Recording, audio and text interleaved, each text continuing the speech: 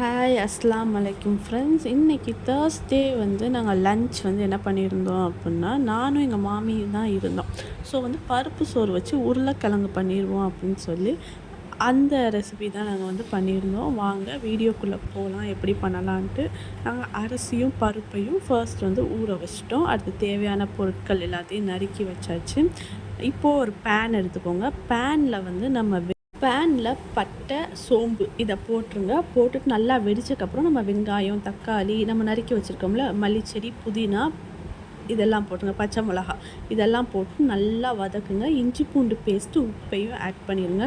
நாங்கள் 2 டம்ளர் வந்து 4 டம்ளர் தண்ணி ஊற்றினோம். 1.5 டம்ளர் அரிசி, 1/2 டம்ளர் பருப்பு வந்து போட்டிருந்தோம்.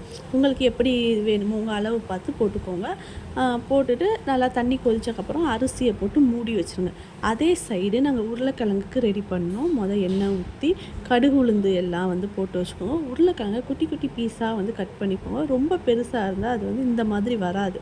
குட்டி குட்டி பீஸாக வந்து கட் பண்ணிக்கோங்க. இப்போ பேனில் எண்ணெய் ஊற்றிட்டு கடுகு உளுந்து, வெள்ளைப்பூடு இருக்குல்ல, வெள்ளைப்பூடை வந்து நல்லா தட்டி போடணும். கருவேப்பிலை வந்து போட்டுக்கோங்க. போட்டுட்டு நம்ம என்ன செய்கிறோம்னா நல்லா வதக்குங்க. நல்லா அது வந்து கருகிடக்கூடாது. நல்லா கொஞ்சம் இதானோடனே ஃப்ளேவர் வந்தோடனே நம்ம உருளைக்கிழங்கை தூக்கி வந்து போட்டுடலாம். தண்ணியெல்லாம் வடிச்சிட்டு உருளைக்கிழங்கை போட்டுருங்க. ரொம்ப ஹை ஃப்ளேமில் வந்து வச்சிடாதீங்க. மைல்டு சிம்மு இல்லாட்டி கொஞ்சம் கூட வச்சு நீங்கள் வந்து இதை ஃப்ரை பண்ணிக்கிட்டே இருக்கணும். இந்த கலர் வர வரைக்கும் நீங்கள் வந்து நல்லா ஃப்ரை பண்ணுங்கள். நீங்களும் இது மாதிரி ட்ரை பண்ணி பார்த்துட்டு எப்படி இருக்குன்னு சொல்லி கமெண்ட் பண்ணுங்கள். Bye by.